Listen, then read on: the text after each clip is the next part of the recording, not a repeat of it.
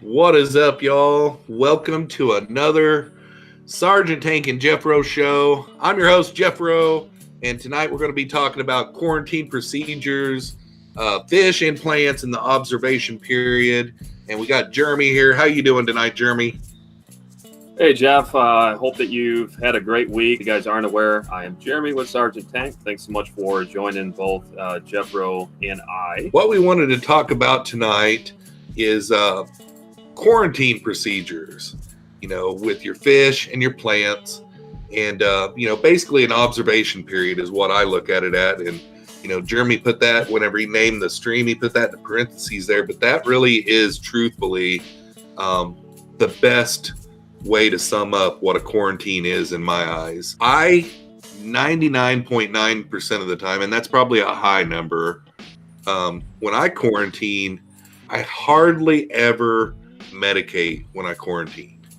I bring whatever fish or plant home into a system that is already cycled in an established aquarium that doesn't have anything else in it as far as livestock goes.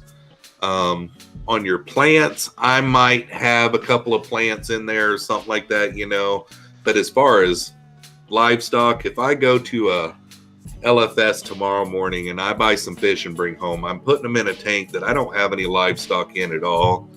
And I don't medicate unless I observe something visually during this period of quarantine that tells me that there's something wrong that I do need to medicate. So observing, is the easiest part. And I think we need to do this not only with our quarantining, but I feel like that we all should do a better job of doing it with all of our livestock tanks.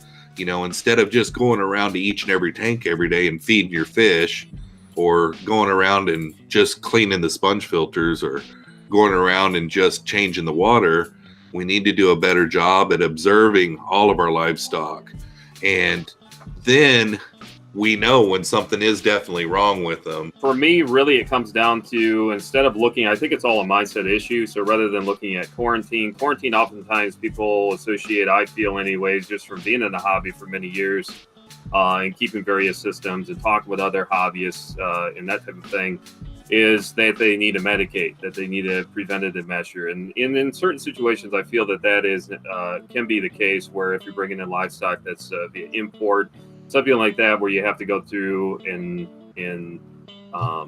basically detoxify in a method to deworm if there's like a bacterial issue, that kind of stuff. So I can see in certain instances, however, I do not medicate just to medicate. Eventually, your body's going to get used to it.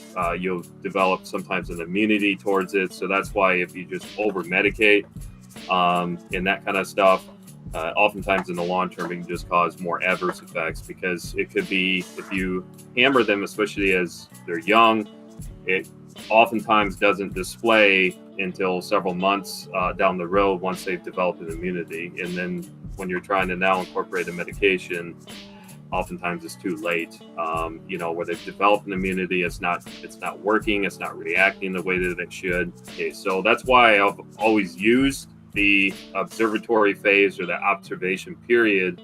And now what that observation period may be, it could be a week, it could be a month. There's times where I've quarantined or observation where I've designated the entire ecosystem before they're ever incorporated with my main displays or other livestock within the community setting for 3, 4, 5, 6 months sometimes, depending on what source I get it from. How my quarantine setups work is I've got so many tanks set up that I've usually always got like 2 to 4 10-gallon aquariums set up, cycled. They're just going to have a sponge filter in them. Most of the time they're a bare bottom. Nothing really special. I mean, you're just looking for, good, healthy aquarium water, and, I just bring them in and put them in the tank. And, it varies. I don't really have a specific time period that I quarantine my fish for. Like, for instance, you know, you guys, if you happen to see this one video I put out this week, I got in some fish. Those fish, I have a plan for them, but that plan is going to take a while. So those fish will probably be in that quarantine tank for up to 4 to 6 weeks. It's not that I'm meaning to do that. It's just how this setup is. I think what a lot of us also get in trouble of doing is we get in a big hurry on all kinds of things. And, you know, we see a goal for these fish and we want to get them. And, you know, I've been there. I've picked up fish at the store before that whenever I got home, I don't know what I'm going to do with these fish, you know, and I don't do that anymore. And I haven't done that in a long time. I tend to nowadays, being more seasoned, I just don't buy them right now. If I don't have a setup, you know, I've always got an empty tank at home and I've always got a seasoned filter, so I could do something if I had to. But if you don't have a quarantining procedure in place and you don't have a system that you could quarantine a fish when you bring them home, it is very important. You just got to do it. But as far as like time periods, I don't really have a time period. I would say probably most of your stuff is going to come out within a couple, 3 weeks, somewhere around in there. You know, if your fish has some kind of issue, it's probably going to show itself within the first couple of weeks after you got the fish. But for me now, if I'm looking at the observatory phase, I have the systems to do it. And I'm trying to put myself in the mindset to where when I only had, you know, 2 or 3 systems. And it's hard for me to remember back because it's been years since I've only had 2 or 3 systems. But if I look back and I was bringing something in, oftentimes I didn't have the space and that kind of stuff in order to set up, you know, large tanks. So again, really it just goes through in that time period when you're actually bringing something in. I would prefer to have something clear, something that you can actually see through so you can observe them better.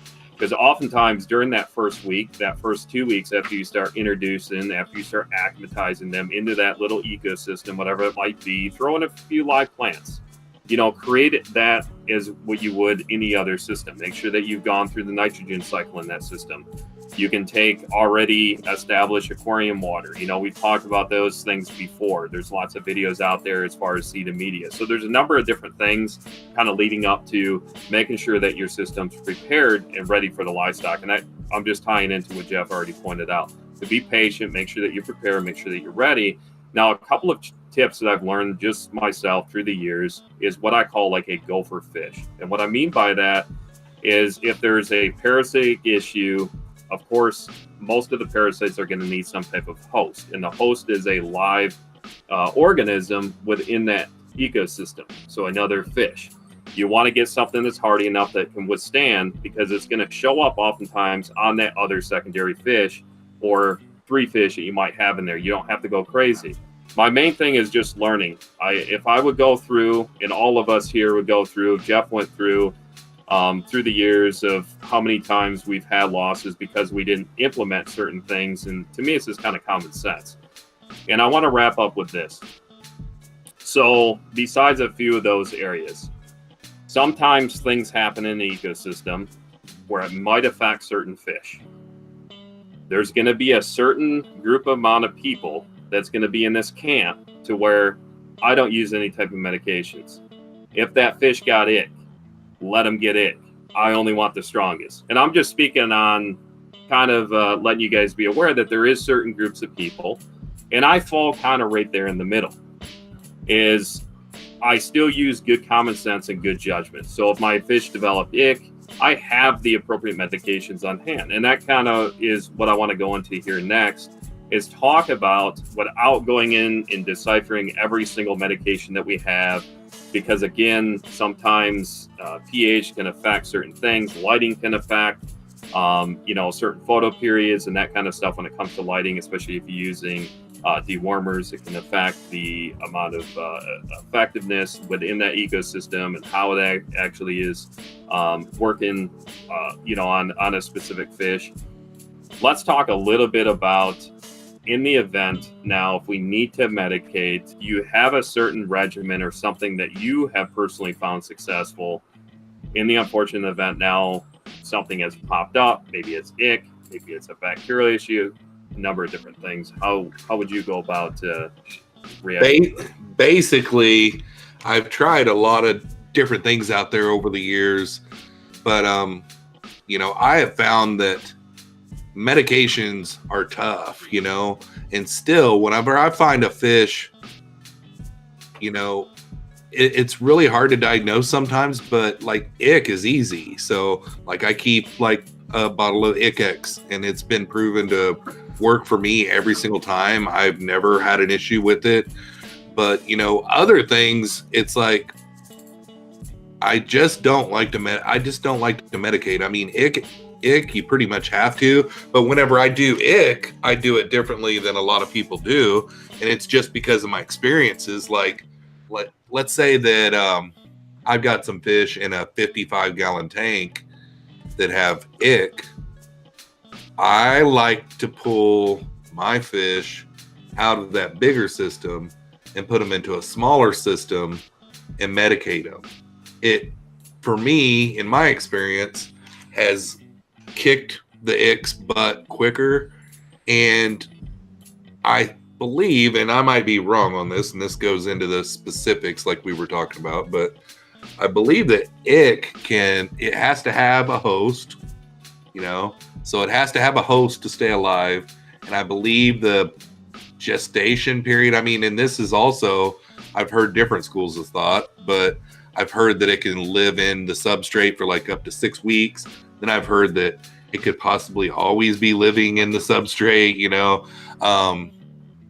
I don't know. I don't want to really get into that too deep, because who is right and who is wrong, you know what I mean? But I've always got like the med trio laying around. I know that there's a lot of people that don't believe it. I mean, it's hard on them. It really is. You do the med trio and you go by the book on the med trio, which is, I believe it's erythromycin, general cure, and Ick-X, I think is the 3 for the med trio. And that one is really hard on the fish. And that's why I don't like to do meds unless it is just a absolute have to type of thing. One thing I do, I haven't done it on livestock in a while, but on I can't even really think of the name, so I really hate bringing it up, but on plants there is a dip that you can use for plants and livestock that is just basically a mild bacteria type medication that you just put a certain amount of tablespoons in with some tank water, and you dip them in it for like 10 seconds or something like that. Put them right in the tank. I do still do that on plants. And another big reason why it's really important to quarantine your plants, because I did see some people in the chat saying I never quarantine plants, and I've got hit hard on videos where I've talked about quarantining plants. I mean, in the comments section, they're like, there's no need to quarantine plants. Well, there's hitchhikers, there's like leeches, there's snails. I'm sure like things like planaria and different things like that could hitchhike on a plant too. But plants, it is important to quarantine plants, because all kinds of things that could come in, and then before you know it, you've got a bunch of snails in your tank that you don't want, and or something worse. So for me, I do it differently. I don't do dips per se. So the way that I do it is I want to target a couple of main things that I've found just for many years. Again, this is just talking from somebody from personal experience. So there's 2 main things that I'm concerned about specifically with plants. One of which, of course, is that potential of copper-based pesticides, specifically pesticides in general. So it's always good to rinse. Now, as far as how I'm worried about a specific parasite or something like that, would be Hydra and Planaria. And I can tell you firsthand, Hydra, if I had to choose one over the other, Hydra can eradicate an entire system very quickly because of the tentacles that come off. Oftentimes people get confused between Hydra and Planaria, but ultimately look at it as like a jellyfish. So they have little tentacles that can basically come out 3 to 5 times of what their length is, and they basically predate. They'll sting their prey, and then that's how basically like a jellyfish. And then once they've stunted and stung their prey, they basically immobilize their prey. And you can imagine at that point, even if it's not them attacking it, if you have other more aggressive species within that system, those oftentimes are going to be the ones that are going to be now predating upon that from which has been, stunned, basically, where it's been now immobilized. And it can be nasty stuff. It happens in the main areas I have found where you're going to find specifically planaria. It's going to be oftentimes on sponge filters. It can be oftentimes on the glass specifically. And oftentimes it can be confused and overlooked by looking like hair algae. Now, as far as going back to what I was saying in regard to the way that I medicate, and a lot of us do in the hobby, there's a couple of different medications, but one that I found personally that will eradicate it usually within a week, and then you want to redose, is going to be this right here, which is fenbendazole. So again, you want to make sure that it's not expired, that you keep it at the appropriate temperature. I know it's not wanting to focus. So anyways, you can order this. You can order it through eBay. You can order it through Amazon. There's another product as well that I use more in other areas of the hobby. Either one of them, I've done it, but I'm just telling you specifically with planaria. This has worked. Same thing with hydra, the one I just showed you. And I'll tell you what I use for dosing. Again, take it with a grain of salt, because what works for me may be different than what works for you guys. So I'm not claiming I'm a scientist, a biologist, a chemist, or anything like that. I'm just telling you hands-on practical experience. It's all I can tell you. That's why I'm always reluctant to share anything through social media when it comes to medications, because the last thing I want to see anybody come back and point the finger like they end up killing all their fish or that kind of stuff. So this is levamisole, which is a powder form. Again, you can order that. Either one of these you can use with medicated foods. There's lots of tutorials and videos out there with regard to medicating medicated foods. And it really comes down to how comfortable you are, right? When it comes to this. And if you're not comfortable with working with certain medications, then reach out to somebody else within your local. If you have a club, if you have, your local fish store is a great place to start. Absolutely. If it's been a fish store that's been around for any period of time, oftentimes they're used to that stuff. It's not uncommon to see certain things pop up, especially if you're running a retail shop. Yeah, I would say there's all kinds of different ways to battle certain things also, it might not, let's say you caught your planaria early, you could do, gravel vacs and, water changes and stuff like that, and try to fight it at first, but know what your setup is and what you're comfortable with doing, Well, I think Priscilla says it best right there. She says, with mistakes, you will learn. It's just like everything else in our hobby. The more and more you breed, the more and more you learn about those livestock that you're breeding, and the more you quarantine, the more, the more mistakes you make, the more you're going to be diligent about your quarantining. And it is a very important part of having a real healthy fish room. But let's see here. It looks like we've got about 1 minute left. If you want to say your goodbyes, and then I'll say my goodbyes. Good show tonight, Jeremy. So, yeah, I want to thank everybody again. This is our third live stream. You can definitely, it's an honor to both. I'm speaking on both behalf of Jeff and I.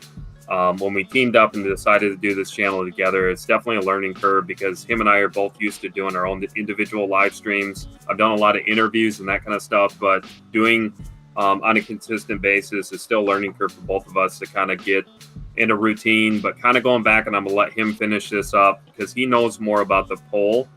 That was something that he brought up to me, a couple of weeks ago as far as the poll. So I know that definitely will help us out. on this channel. We definitely encourage you guys, if you enjoy the content, to share it out. We'll soon here in the next day or two get the other one scheduled for next week, Friday. So again, Friday, 8 p.m. Eastern Standard Time. That's our focus. That's our plan, to bring you guys some insights based on our own hands-on experiences within this hobby. So again, thank you guys very much. I'm going to let Jeff close things out. Yeah, thanks a lot, guys, and I appreciate everyone that brought something to the table tonight. I really enjoy this topic-based live stream. It's a way for me to get in here and nerd out with another fish nerd. And so on your way out, make sure and hit that like, and don't forget about the poll, guys. The poll is pretty important. If you just click on the screen right now before you leave, hit that eye icon and vote on what you guys want us to talk about next. We'll see you guys same time next Friday night at 8 p.m. Eastern Time. Thank you guys, and have a great rest of the weekend, and we'll see you on the next one.